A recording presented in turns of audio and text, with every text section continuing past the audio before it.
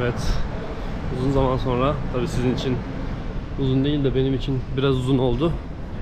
Ne güzel bir havalimanıymış lan burası. Bali'deyim, Bali'ye geldim. Normalde planda Bali'ye gelmek yoktu da Singapur'a gidecektim falan. O işler bayağı bir değişti. Şimdi şu pasaporttan geçince anlatacağım hepsini. Bali'nin havalimanı da böyleymiş. Bayağı güzel bir şeyler var etrafta. Nerede? Immigrasi. Abi sanki Bangkok'tan Bali'ye uçuşlar bedavaymış gibi. Uçak ağzına kadar doluydu. İlk defa böyle bir uçak gördüm yani. Acayip. Abi bakın, bütün beltler çalışıyor. Bir tek benim uçağımın geldiği belt çalışmıyor. Neden bu etrafta bekleyen benden başka kimse yok? Onu anlamadım. Bu niye çalışmıyor? Bütün hepsi çalışıyor ya. Ben Don Muang'dan geldim. Neyse, tamam. Bekleyenler gelmeye başladı. Bu arada kapıda vize denen şeyi pasaport kontrolde vermiyorlarmış. Pasaport kontrole gitmeden önce arkada bir vizeyi veren kısım varmış. Ben direkt kontrole gittim. Adam dedi vize lazım sana. Dedim alayım. Yani vize dedim alayım dedim, o zaman arkadan alacaksın dedi oğlum. Öyle şey yaptım. Sonra gittim vizemi aldım. Gelmeden önce Bangkok'taydım. Bangkok'ta kurlar çok iyi olduğu için oradan direkt şeyi aldım geldim. Endonezya rupisini alıp geldim. O yüzden 500.000 rupi olarak ödedim vize ücretini. Çünkü neden? Eğer dolar olarak ödersem 35 dolar alacaklar ve geriye 15 dolar verecekler. Bu 15 dolar çöp olacak aslında. Çünkü küçük paraları, küçük banknotları bozdurmayı çok düşükten yapıyor her yer. Küçük banknot istemiyorlar yani. Küçük banknotları normal kurun çok daha altında bozuyorlar. O yüzden bunu da söyleyeyim dedim. 35 dolar şeye giriş ücreti. Bali'ye giriş ücreti. Abi şurada Custom Declaration diye bir şey var. Şahsi beyan mı ne, böyle bir şey var. Hani bunu herkes yapıyor da niye, ne için yapıyorlar anlamadım. Gittim yapan birine sordum. Çocuk İngiliz çıktı. Dedim ki bunu neden yapıyoruz dedim bunu. I don't know dedi. But yapıyormuş yani. Bilmiyorum dedi. Dedim yapmazsak ne oluyor? I don't know dedi. Gene öyle dedi yani. Böyle şu an ben yapacaktım. Girdim, bayağı bir ıvır zıvırı var, yapmayacağım şimdi. İnşallah ülkeden çıkabiliriz. Yapmadan gidenler de vardır herhalde ya. Çünkü şimdi girdim bilgilerimi, ondan sonra bir sürü soru soruyor. Yok, vizeyi alıp girmişiz zaten, ne soruyorsun ki sen? Hadi daha artık. Kaç saattir burada çanta bekliyoruz ya. Normalde Malezya'dan sonra Singapur'a geçecektim ben. Sınırdan girecektim o aşağı doğru inip. Ama ondan sonra ya ne yapacağım falan çok belli değildi. Bir de epey bir videom falan birikmişti. Video editleyemiyordum bir taraftan gezerken. Ondan sonra Kuala Lumpur, Bangkok biletleri ucuzdu. İkisi de başkent olduğu için. O uçuşlar ucuzdu. Sonra Bangkok'taki ev sahibimle konuştum. O dedim, gelsem sen de kalabilir miyim dedim bir ay. Gel tabi dedi. Çok sever kendisi beni. Ondan sonra bir ay diye gittim. Bir de uzattım. 2 aydır Bangkok'taydım. O yüzden ben de bayağı video editledim o süre içinde. İşte şimdi de neden Bali'ye uçtum, Singapur'a uçmadım? Çünkü Bali'den Filipinlere gitmeyi düşünüyordum. Singapur, Bali ve Singapur, Endonezya ve Bali diye düşünüyordum. Sonrasında Bali'den Filipinlere uçuşun çok pahalı olduğunu, Singapur'dan Filipinlere uçuşun ucuz olduğunu öğrendim. Aslında ben Bali'ye de uçarak gitmeyecektim. Singapur'dan feribotla Endonezya'ya geçtikten sonra otobüste falan gitmeyi düşünüyordum ama otobüs fiyatları falan yani uçakla aynı para neredeyse. O yüzden hani Medan falan gidecektim. Medan'dan sonra Jakarta, Yogyakarta falan oralara gidecektim. Geze geze giderim diye düşünüyordum ama hiç karlı olmuyordu. Böyle karlı olmadığı için ben de direkt Bali'ye uçak bileti aldım. Buradan sonra Singapur'a gideceğim. Belki Jakarta'dan Singapur'a gidebilirim. Çünkü uçak bileti aynı paraya denk gelebiliyor. Aynı paraya denk gelirse önce Jakarta'ya gidebilirim. Öyle işte, sonra Singapur'dan sonra ne yapacağımı gerçekten bilmiyorum. Hani Filipinlere gitmek benim için biraz pahalı olacak çünkü El Nido'ya gitmek istiyorum. El Nido'ya gitmek için Manila'ya uçmanız, Manila'dan sonra El Nido'ya uçmanız gerekiyor. Filipinler'e çıkmak için de El Nido'dan tekrardan Manila'ya uçup tekrar Manila'dan başka bir yere gitmeniz gerekiyor. Yani başka hangi ülkeye gideceksiniz işte oraya gitmeniz gerekiyor. Yani bu girerken çıkarken 2 uçak, El Nido'ya girip çıkarken 2 uçak, 4 uçağa mal oluyor. Hani bilmiyorum ne yapacağım. Belki Filipinlere es geçebilirim. Yani öyle bir şeyler olabilir. Şu an buradan sonra Singapur'a gideceğim. Singapur'dan sonrası gerçekten belli değil artık. finalde soluğu Bangkok'ta gene alacağım gibi duruyor ama çok o konuda da bir şey diyemiyorum şu anda. O yüzden böyleydi. Şimdi hala bak 1 saat oldu. 1 saattir millet burada şey bekliyor ya. Ne yapıyorsunuz kardeşim? Uçağı da mı koyacaksınız buraya ya? Bu arada Bali'de nerede kalacağımla ilgili de söyleyeyim. Bali birazcık diğer Asya ülkeleri gibi sanırım. Çünkü Bali'ye giden bir arkadaşım hırsızlığa uğramış. Motosikletle gezenler kapkaç yapabiliyormuş. Onu dedi, ona dikkat et dedi ve bunu demesi de hani çadır kurmanın da birazcık tehlikeli olduğunu gösteriyor. Ben de otel fiyatlarına bakmıştım. Yani normal fiyatları, pahalı değil. Ve hatta çok güzel oteller çok ucuza da bulunabiliyordu ama ben host buldum kendime. Şimdi hostumun evine gideceğim buradan. Bayağı bir nereden baksan Bali'de belki 20 kişiye yazmışımdır. 8'i cevap vermiştir. 7'si kabul etmedi, işte biri kabul etti. Buradan çıkınca oraya doğru gideceğim. Havaalanından yürüyerek 3 saatte gidiliyor. Ben de birazcık dolaşacağım. Ondan sonra public transportlar falan var herhalde. Otobüs falan kullanılıyor galiba Bali'de. Haritada gösteriyordu. Birazcık şehirde dolaşıp ondan sonra ya taksiyle ya da otobüs falan bulursam onunla hostumun evine gideceğim. Bir de bu arada Bangkok'ta Super Rich diye bir exchange var. Super Rich. Bu Central World'da var genelde ve herhangi bir metro istasyonunda karşınıza çıkabiliyor. Merkezdekiler ya çok iyi fiyat. Hani arada fark yok gibi bir şey. Ben hayatımda hiç böyle exchange görmemiştim gerçekten. Mükemmel fiyatlı bir exchange. Oradan da kendime biraz para çekmiştim. 10 dolar yaptım. Ondan sonra bir de oradan direkt Endonezya rupisi de aldım. Aha çantam geldi. Sonunda. O dediğim custom yapmadan çıkılmıyormuş ya. Burada yolcuyla beraber gelinen bir eşyalar sorumluluğu bunda değil miymiş falan mıymış falan bir şeyler söylüyordu. Şu kız da bana bakıp gülüyor. Neyse biraz da onu çekeyim. Evet, burada money changer'ların olduğu bir nokta var. 14.300'den bozuyorlar normalde 15.000'li, 15.500 böyle bir şey. Benim sim kartım yok. Şimdi sim kart bulmak lazım. Bali'de galiba 7-Eleven yok. Telekom sağ ol. Hemen bunların fiyatına bakalım. 250.000 rupi diyorlar lan. 18 GB. Yaklaşık 20 dolara yakın bir paraya 18 GB veriyorlar. Dışarıdan alacağım ya. Endonezya'da ucuz olması lazım internet. Böyle alkoller var. Burası sim kartı. Yani 18 GB 250.000 rupi. 17-18 dolar falan yapıyor. 250.000 rupi 18 GB. Tabii ki dışarı çıkıp bulacağım. Bu arada Google Maps'e güncelleme geldi. Harita indirebiliyorsunuz artık. Ben de Bali'nin haritasını indirdim gelmeden önce. Bakacağız. Ya bak, internete bağlanmıyor ya. Yani internete bağlamak için ne istiyorsun abi? Tamam, kayıt istiyordu bazıları. Ona da karşıydım da artık ona da karşı değilim. Kayıt olayım da şu interneti kullanayım ya. Burası nereye gidiyor? Böyle bir yer yapmışlar. Herkes şuraya gidiyor bakalım. No, thank you. Abi burada taksiciler yapıyor. Önce Grab'den gösteriyor yani. Bak diyor ki aynı fiyata götüreceğim diyor, gel diyor. Ama diyorum ki ben önce yürüyeceğim diyorum, anlamıyor. Kendi Grab'im de var, thank you. Ama aynı fiyata götürüyorlar yani. Oradan yaz bak diyor, ne kadar yazacak buradan diyor. Aynı fiyata götüreceğim seni diyor. Ama çıkışı ben kendim bulmam lazım. Thank you. No, I don't need that. Bütün hepsi gösteriyor, Grab'i gösteriyor yani. Kazıklamıyorlar. Hepsi telefonun kilit ekranında Grab driver yapmışlar. Grab yazıyor böyle. Telefonun kilit ekranında direkt açıyor, zaman kaybetmemek için Grab'im ben diye gösteriyor kendini orada. Thank you. Buradan millet yürüyor bakalım. Bunlar nereye yürüyor? Her şey olmadan yaparım ama internet olmadan olmuyor. Yani bu devirde internetsiz olmuyor. Aha, şehirdeyim. Bali'ye hoş geldiniz. Buradan karşı neresi oluyor? Kelor Exit diyor. Oğlum bunlar bir şey biliyormuş gibi yürüyor. Baksana, grup güzel. Ben bunları beğendim. Şimdi bunlarla gidiyorum. Abi böyle bir yer yapmışlar. Buradan gidiyoruz. Şöyle milyonlarca motosiklet var. Burada motosiklet kiralayacağız. Çünkü Bali'yi başka şekilde gezme ihtimaliniz yok yani. Burada motosiklet kiralamak zorundasınız. Gezmek istiyorsanız mecbur. Hala gidiyoruz. Hello. Welcome to Bali. Thank you. Thank you. Hadi bakalım. 24 saat check-in diyor. Şundan internetini kullandırırlar mı acaba?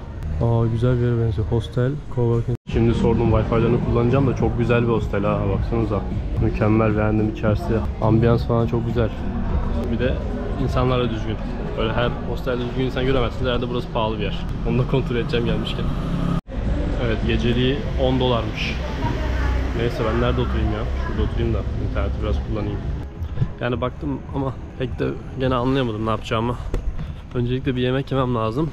Ondan sonra internet falan olayını çözemezsem de yapacağım. Bir yerde internet bulacağım. Grab çağıracağım ve hostumun evine gideceğim. Grab çok yazmıyor. Bayağı bir uzak. 40 dakikalık falan bir yol. Yaklaşık 65.000 rupi istiyor. Yani 4 dolara falan 40 dakikalık bir yolu götürüyor Grab burada. O yüzden onu en son çağırıyor ama şimdi şu bir insanların olduğu sokaklara bir çıkmak istiyorum. Bir de sim kartı bakmak istiyorum. Telekomsel 4G bir şeyler diyor. Şuradan soldan yukarıya doğru gidelim. Burada 7-Eleven yok işte. 7-Eleven olsaydı girerdim. Sim kartı alıp çıkardım yani. Ne yapayım şimdi? Abi şu yani arkamdaki adama markete sordum bir sim kart. Bende yok dedi. Registration kapalı dedi işte. Kayıt yapamıyor muymuş neymiş. O yandaki bir tane adama gönderdi. Ona soruyorum interneti. Ya lavuk havaalanından daha yüksek fiyat söylüyor bana. Ya oğlum ben oradan almayıp gelmişim buraya. Sence ben ya dedim bir git ya. Of. Ondan sonra almadım. Havalimanında 18 GB'a 250.000 diyorlar. Adam 14 GB'a 250.000 diyor. Abi şu kamera ayarını bir tutturamadım ya. Ben 2 ayda video çekmeyince böyle oluyor. Bu muydu ya? Ama şu an güzel, beğendim buraları. Masaj var. Abiler var. Hello. İyi lan bura, iyi lan. İyi, güzel güzel. Bali'ye gelin. Güzel idare ediyor. Nargile falan var. Ben niye hala çok yakınım bak. Şöyle mi tutuyordum acaba? Aynen böyle uzaktan tutuyordum. Kamerayı tutmayı unutmuşum, tutmayı.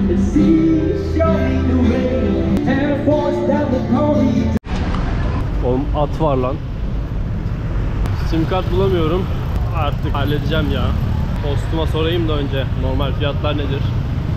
O marketteki kadına sordum normal fiyatları ne diye. Markette yokmuş. Normal fiyatlar ne dedim peki? Yani 50 GB 290.000 falan dedi. Ya sınırsız yok anladığım kadarıyla burada.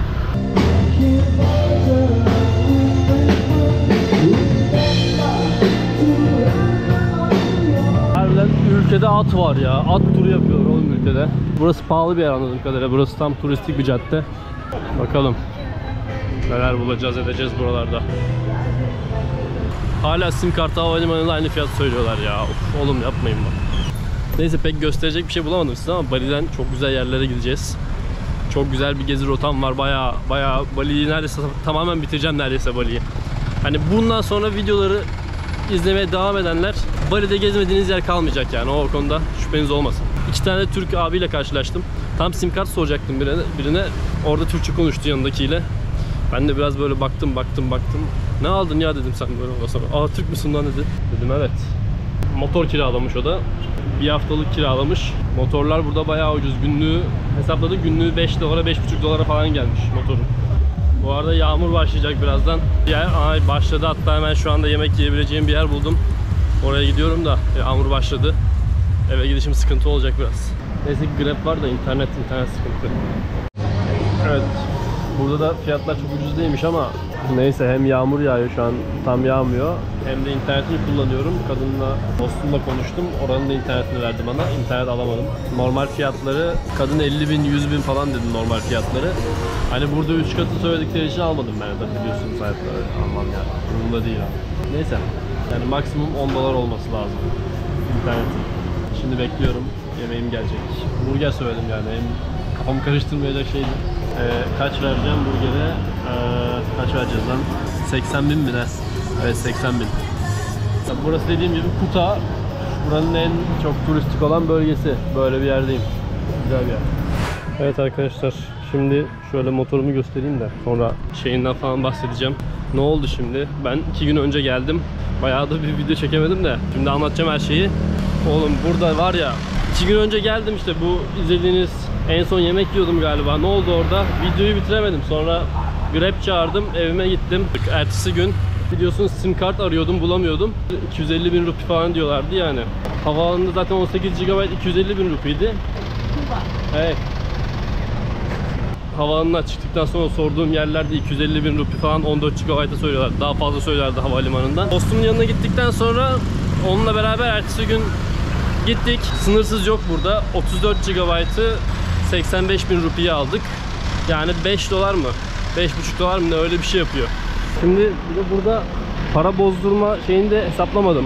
Hani bilgi vermek için söyleyeceğim ama 14.800'den bu 14.875'ten falan beach kenarında bozuyorlar. İçerilerde 14.600'den bozuyorlar. Normali 15.150. Oradan hesaplayın işte. Fiyatlar böyle. Ben Tayland'da bozdurduğum için çok şey yapamadım. Onun dışında gösterdiğim motor, burada motor kiralamak ucuz. Ben de bayağı bir şöyle çok baktım diyemeyeceğim çünkü yüzlerce var, hani motor kiralayan yer yüzlerce var. Hepsine bakmam imkansız o. Koh Samui'deki gibi bütün hepsini neredeyse gezmiştim Koh Samui'de. Burası öyle değil. Burada öyle birkaç yere sordum. Bir haftalık kiralayacaktım çünkü gezmeniz gereken yer çok fazla var. Motor kiralıyorsanız en az bir haftalık kiralamanız gerekiyor. Gezilecek çok yer var falan. Kuta Beach'e geldim bu arada. Bir de şöyle şurada göstereyim. Aa, dalga çok yüksek. Şu anda kimse denize girmiyor herhalde. Bu ne oğlum? Böyle bir yer mi burası? Ya. Aa. Nasıl bir yer oğlum böyle? Neyse, ben devam edeyim. Şuradan birazcık yürüyeceğim beach'e doğru.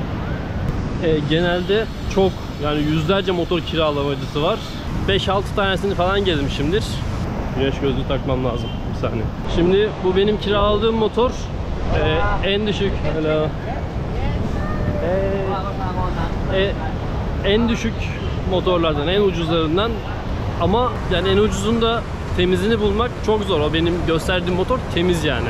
Çok da temiz değil ama diğer o berbat, hani her yeri dökülen motorları falan kiralıyorlar çok ucuza. Bu da en ucuzlarından birisi ama bir yerde sağlam buldum. Hemen bulunca direkt aldım zaten. Çünkü haftalık 450.000 rupi diyorlar. Yani 490.000 rupi falan diyorlar. 450.000 rupiye aldım ben haftalık. O da 30 dolar yapıyor. Yani haftalık 30 dolara motor kiralayabiliyorsunuz. Daha yüksek 150 cc'likleri falan, bu NMAX'ler falan var. Onları da hemen hemen 2 katı fiyatına kiralayabiliyorsunuz. Cross motorlar var. Cross motorlar, yani eğer o 150'likler 2 katıysa 800.000 rupi falan oluyor. Onlar öyleyse Cross'ları zaten fiyatı da gene 3'e katlıyordur herhalde. 1.200.000 falandır diye düşünüyorum. Onların fiyatını sormadım. Hey.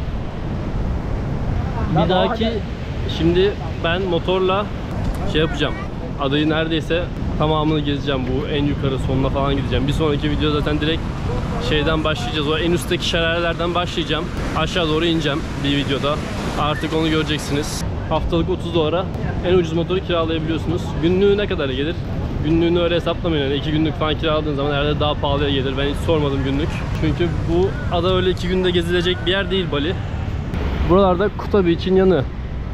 Sim kartımı aldıktan sonra bu arada telefonum da çalışmadı.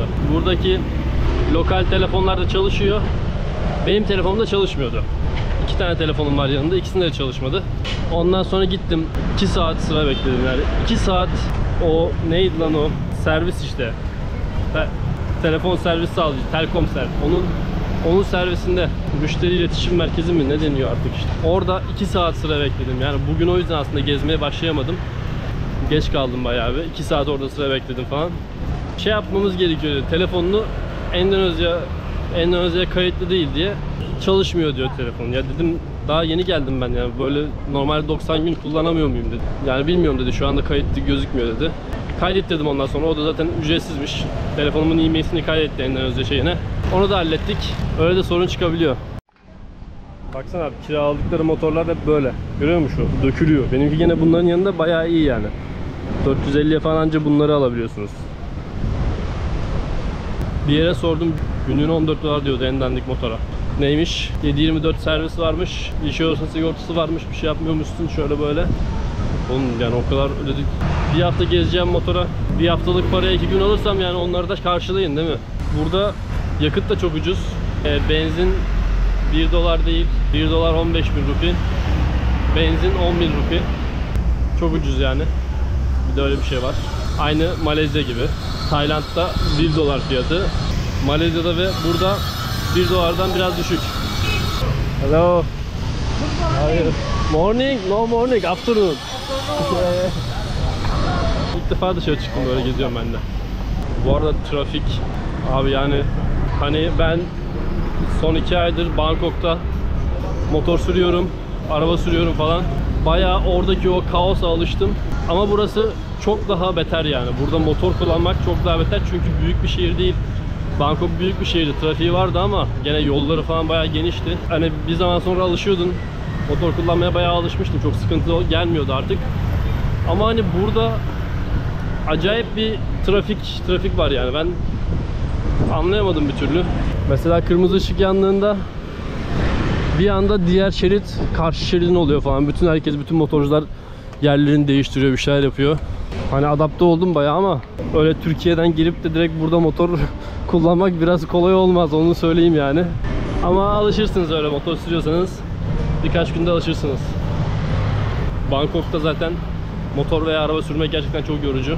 Çünkü araba sürerken bile motorcular, sağından solundan geçen motorculara dikkat edeceksin diye bir yani rahat olamıyorsun. Ben Türkiye'de gerçekten araba sürmek böyle şey ya, çok basit bir şey gerçekten. İstanbul'da falan hiç zor değil yani. Bir kere Bangkok'a geldiniz bunu anlıyorsunuz. Bu kadar berbat şey olamaz. Ya baksana, ben şimdi burada park ettiğim motoru nasıl bulacağım bu oğlum? Harbi şurada yani, biliyorum yeni de çok fazla var. Bali şimdilik güzel duruyor. Ama yani kötü bir trafiği var. Bayağı da kalabalık ve yerli çok. Diğer adalara benzemiyor yani. Tayland'daki adalara benzemiyor. Tayland'daki adalarda genelde sadece turistler oluyor. Burada yerli çok. Şu bakın motorum şu. Şöyle göstereyim. Honda Vario. 115'likmiş ama güzel gidiyor. Yani beklediğimden daha hızlı gidiyor. Bayağı güzel bir şey yapmışlar. Öyle. Şuradaki kadın da bana bakıp duruyor, masaj yapmaya çalışıyor da. Neyse, şimdi o zaman Bali'den aktaracaklarım bu kadar. Öyle giriş videosu oldu. Bir sonraki videoda görüşürüz. Bay bay. Instagram'dan takip edin, abone falan olun, bir şeyler olun.